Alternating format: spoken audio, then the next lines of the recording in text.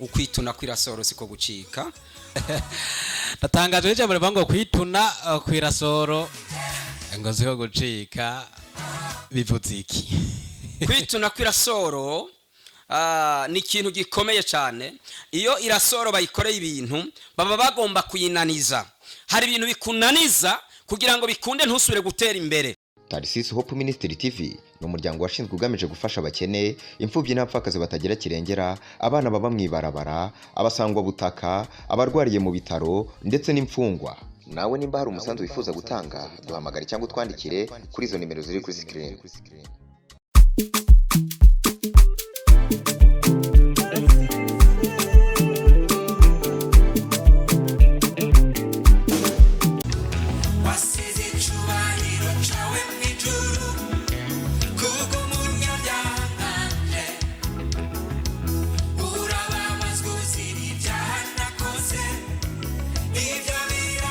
Singikeneye ikindi kimenyetso cy'urukundo unkunda. Uyu n'umukozi w'Imana Pastor Lopez, ndamukeneye mu minsi bigango ndamuzane atubwire zino ndirimbo nziza zimaze gufasha imitima ya benshi kontu yazihishuriwe.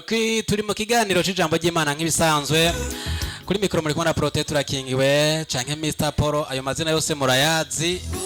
Muri kino kiganiro kandi tugira ubuntu n'Imana, twakiye umukozi w'Imana, muramubona ashajije ari imbere yacu canke imbere yanyu, tuherekezwa na kano karirimbo keza ka Pastor Lopez. Ariko kandi ku rundi ruhande turafise n'abandi batumire mukanya turaza kubabereka. Ariko rero twinjira neza na neza muri kino kiganiro, mukozi w'Imana tubaramutse kandi tubahe n'ikaze. Twaye muramutse mu izina rya Yesu. Yego. No banza kuvuga nti mwakoze kwitaba ubutumire bwacu, namwe mwakoze kutwiyumvirako, kuko turaze ko hari imitima myinshi igiye guhembuka ku bwanyu. Nuko cyamugira ko rero mwidondore abariko baradukurikirana kumbore bishika akaba ari rya mbere bababonye kuri no televiziyo. Murakoze cyane, Imana yo mwijuru ibaho umugisha. Amen. Abari kure n'abari hafi muriko muradukurikirana, turabahaye mwaramutse mu izina rya Yesu. Ni mwene so Pastor niyo so Pascal akorera ibikorwa by'Imana mu gisagara ca Bujumbura. Turagomba uyu mwanya dushima Imana ko itwemere kuganira namwe. Ndaha muri iki gisagara ca Bujumbura niho ndiko ndakorera umurimo w'Imana. Ndi umugabo ndubatse, ndafise umudamu n'abana 6. Ibirenze ivyo nkunda Kristo, namumenye kuri gusa. Aka kajambo kuri gusa ndagakunda kuko iyo nza kuba byasaba ko ndamuha amafaranga, hari amafaranga nari gusabwa ntari kuronka. Ariko kubera ko yavyemeye nyemera kuri gusa, naciye numva nkunza aka kantu. Yesu yatanze agakiza kuri gusa. Kuri gusa rero Imana ibahezagire. Amen. Yesu abaho umugisha. Amen. Ace mugira ko rero mufate kano kanya mugaburira ubwoko bw'Imana, ic'Imana ajize ku mutima wanyu uno munsi. Murakoze cyane, Imana yo mwijuru ibaho umugisha. Ndumva tugiye kuganira namwe amajambo y'Imana adasanzwe yafashije umutima wanje muri kano kanya. Amajambo aboneka ari mu gitabo ca Samueli. Teme y'amajambo ivuga ngo ukwituna kw'irasoro siko gucika. Tudashobora gusoma ayo majambo ya rasoro bigenda gute, ariko nagomba ndakubwire ngo iyo irasoro yitunye haba hari ibintu biyiremereye bibujije amahoro. Kuvuga rero turagiye kuganira amajambo y'Imana, tuyasome hariya mu gitabo ca Samueli wa mbere.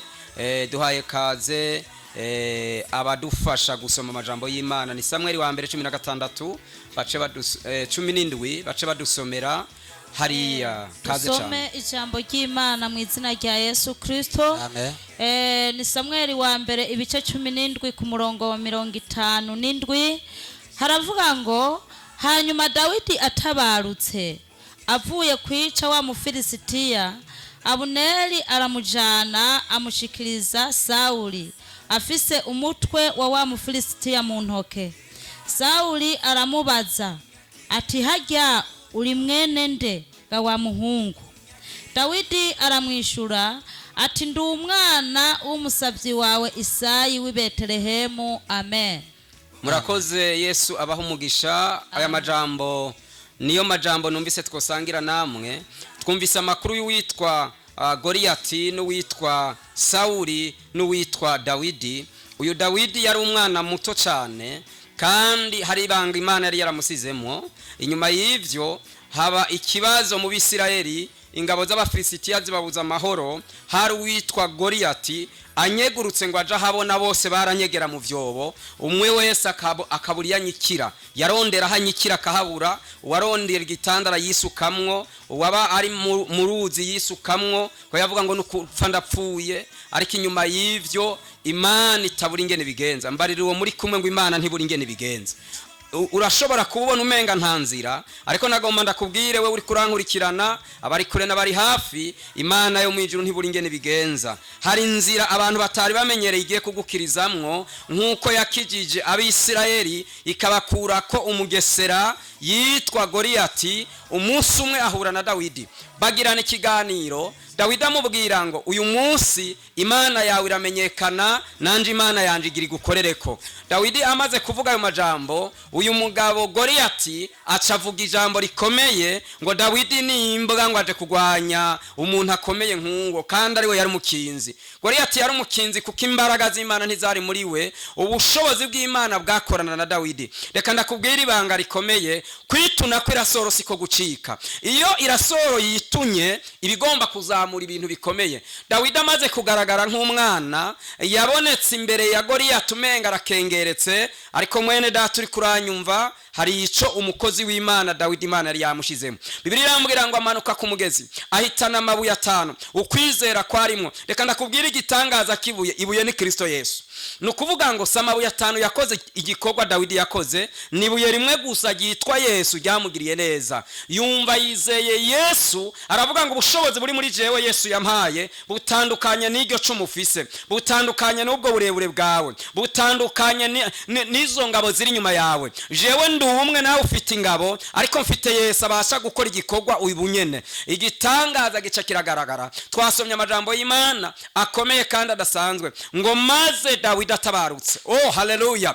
Maze Dawidi atabarutse, ntabwo yatabarutse uko yagiye ku rugamba, ngo amanuka atoye amabuye 5, ahura na ba Mufilisitiya, amubwira ijambo rikomeye. Aramubwira ngo miriza neza, uyu mwanya uje kungwanya mu Mana zitagira ubushobozi, ariko nje kukugwanya mu izina ry'Imana yaremye isi n'ijuru, imwe ishoboye kukugirira uko igomba kukugirira. Iyo yambwiye ngo uyu munsi ndakubagira ibisiga. Iyo yambwiye ngo umubyimba wawe ugomba uribwa n'ibisiga. Abantu bagomba bamenye iyo Mana wacokoye ko ishoboye byose. Jewe umbona ukunyene, ariko hari Imana mu ijuru ikorana nandi basha guhindura ibintu.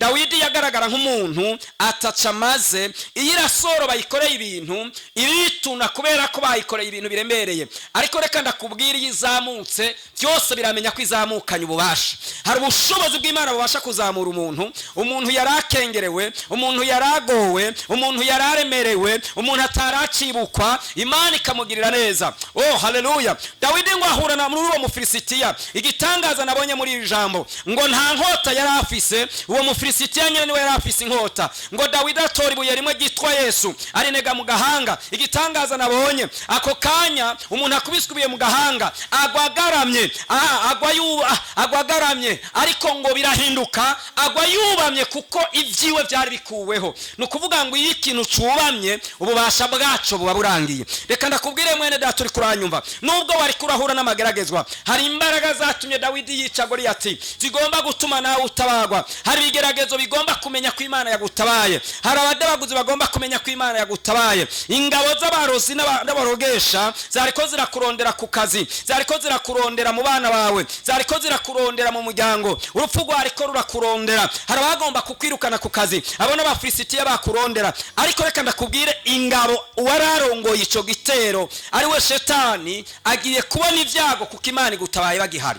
Ukwituna kw'irasoro siko gucika. Mwene data uri kurankurikirana, nagomba ndakubwire ngo humura, naho urupfu rwari rwasamye, naho ubukene bwari bwasamye, naho bagushingiye akarimbi ngo ntacu uzovamo, Imana iraje gukomeza aho nyene babivugiye, kandi ugiye gutabarirwa aho nyene bagutituriye. Ayo mazina bakwitiye ngaho ko atacu uzovamo.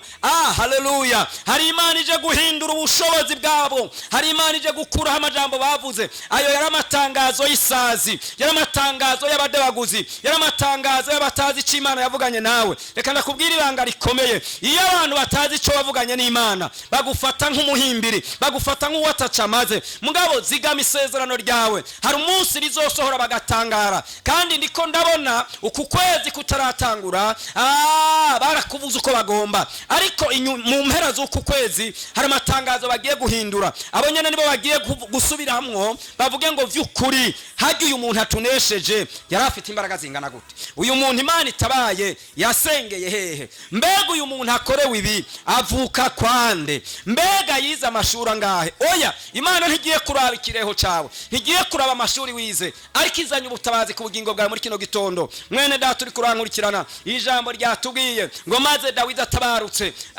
tahana umutwe w'Umufilisitiya, yari yigize ngangare, yari yigize ndanyaye, yari yigize ugukomeye, ariko hejuru y'ivyo hari imana ikomeye gusumba ivyo bibazo wari urimo. N'aya majambo y'imana turagomba gusenga. Ariko reka ndakuremeshe, we watawe n'umuryango, we uri mu ibohero, we uri mu gasho, we uri mu bukene, wewe wirukanye mu nzu, wewe waraye inzara, wewe wabuze amahera minirivare, wewe wanswe n'umuryango, uwo n'Umufilisitiya ari imbere yawe. Ariko reka ndagutangarize, hari ubushobozi bw'imana buje kunesha uwo Mufilisitiya.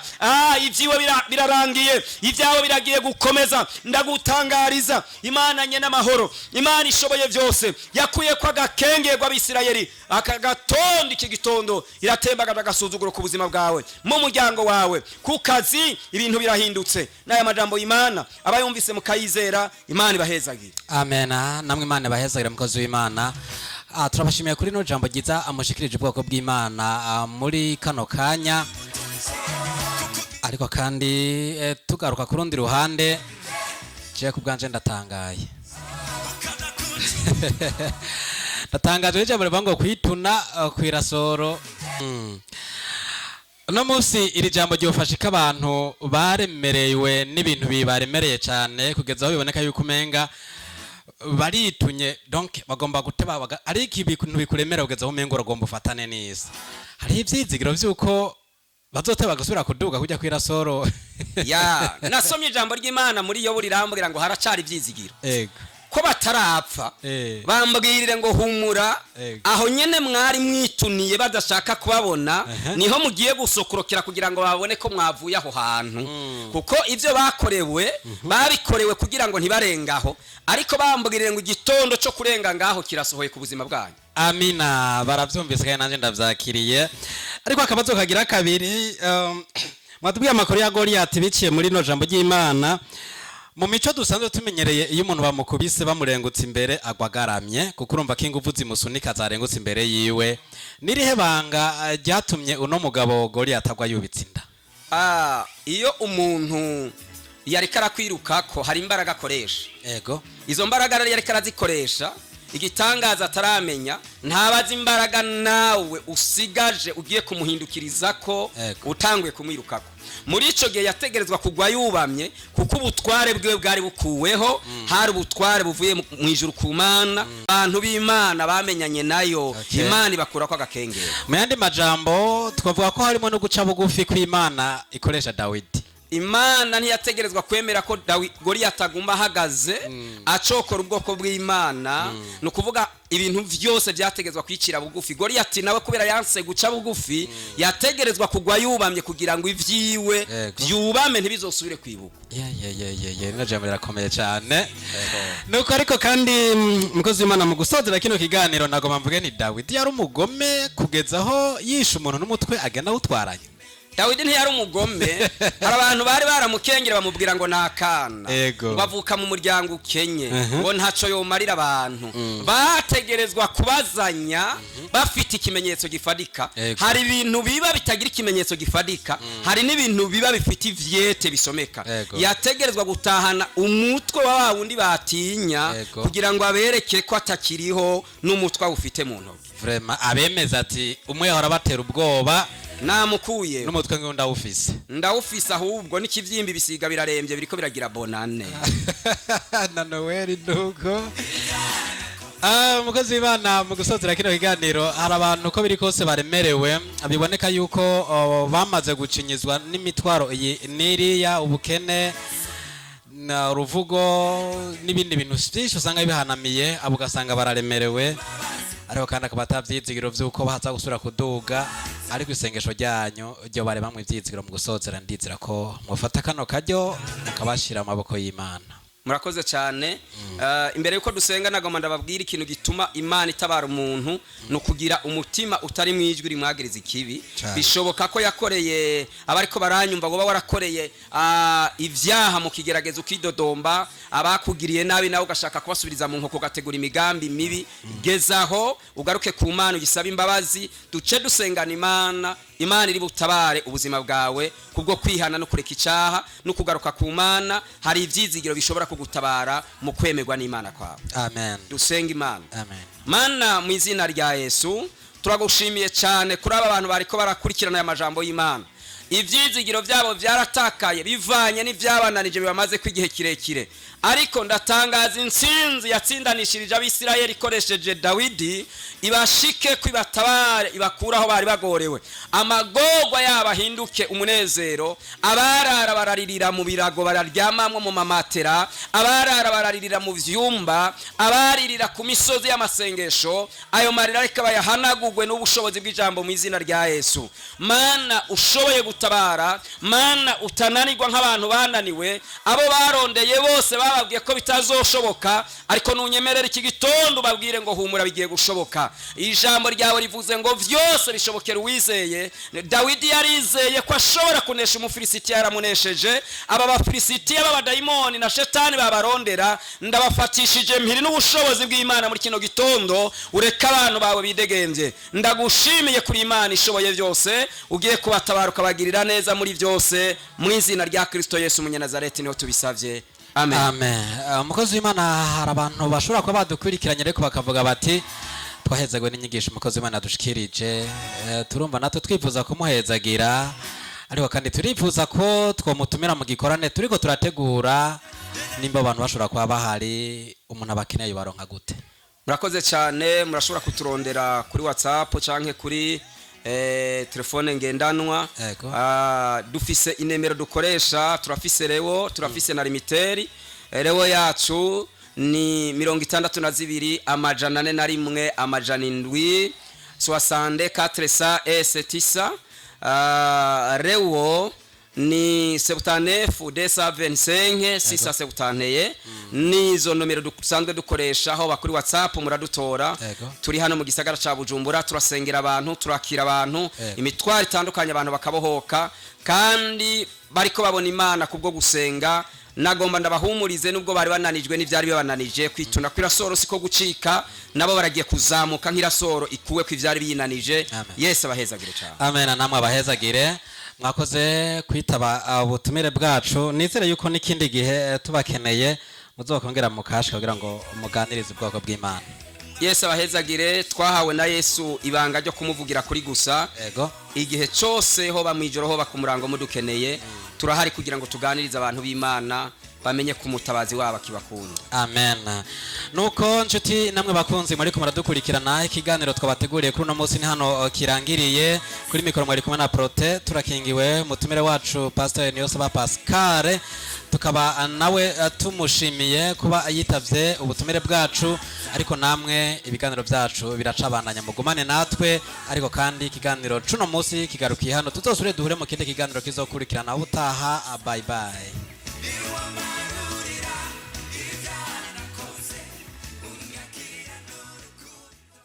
Tarsis Hope Ministry TV ni umuryango washinzwe ugamije gufasha abakene, imfubyi n'abapfakazi batagira kirengera, abana baba mwibarabara, abasangwa butaka, abarwariye mu bitaro ndetse n'imfungwa. Nawe nimba hari umusanzu wifuza gutanga duhamagare cyangwa twandikire kuri izo nimero ziri kuri screen.